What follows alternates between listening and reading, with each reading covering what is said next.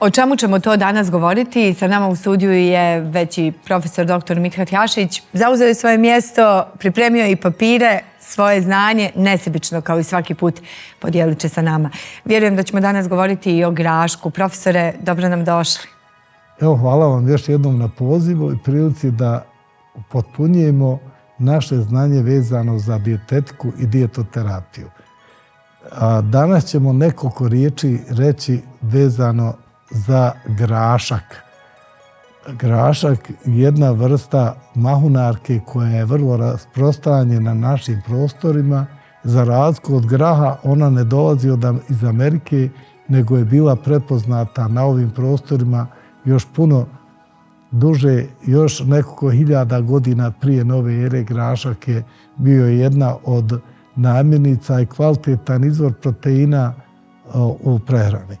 Pogotovo je bio važan u Europi.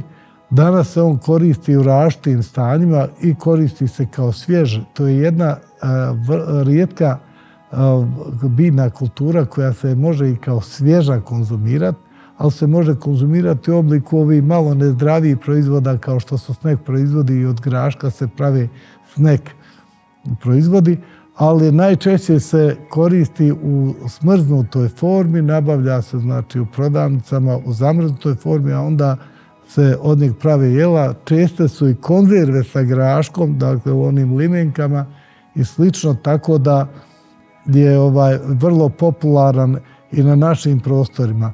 Inače, i mahune graška su ređe jestive, ređe se priprema, mada se i one mogu jesti i sve ove mahune narke su korisne za osobe koje imaju dijabetes i preporučeno je čak od mahune da se prave čajevi koji mogu pomoći u sniženju razine glukoze u krvi. Ovo je idealna namirnica kako za starije osobe, a mogu i da konzumiraju djeca. Često se u dječjoj hrani dodaje grašak, pasta od graška i slično.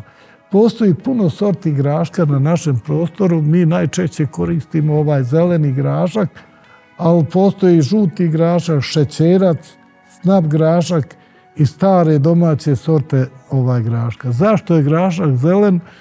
Između ostalog jer sadrži u sebi klorofil. Šta u sebi sadrži klorofil? Formula porfirina u sredini sadrži magnezij, dakle on je prirodno bogat magnezijem, a danas je vrlo popularan magnezij i kao jedan prirodni važan sedativ, za regulaciju probave je važan, za smirenje, za dobar san i slično. Slično kao i grah, i ovo je proteinska namirnica. Grah, grašak, soja, leća su kvalitetni izbor proteina.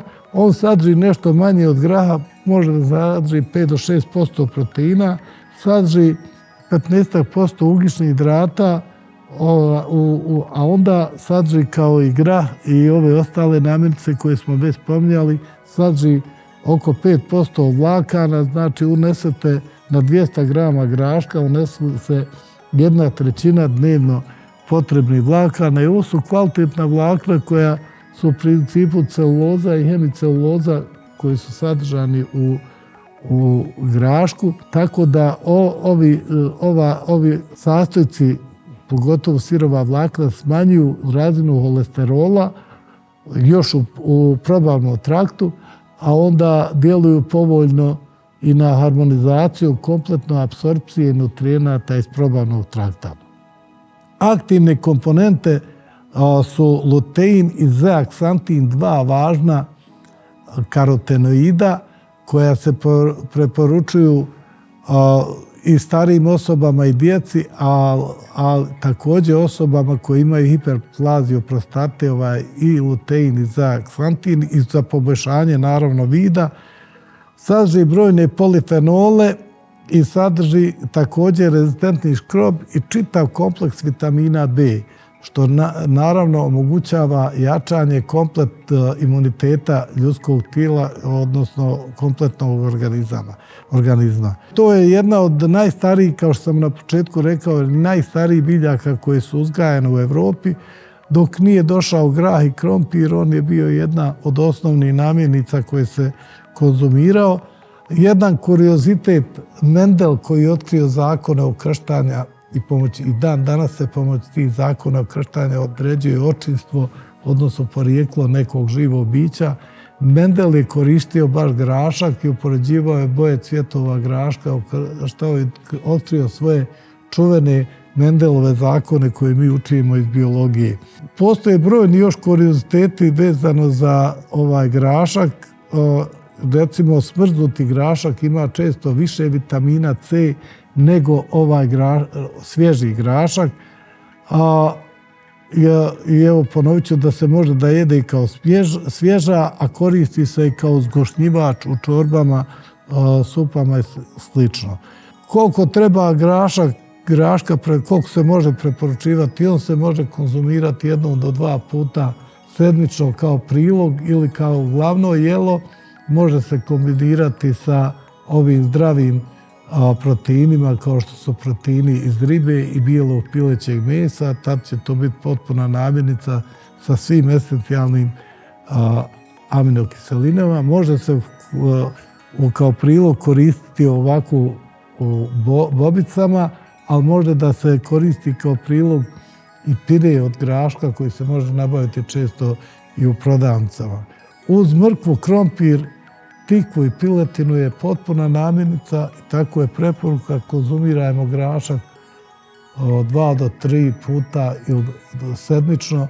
Sigurno će biti korisno, ali ne znači pravilo da kombinirajmo ga u svoje jelovnike, uvrstimo grašak slobodno 2 do 3 puta sedmično, a ove sve namirnice koje smo dosta spominjali, ako bi uvrstili, onda bi bilo više dana u sedmici nego što ima namirnica.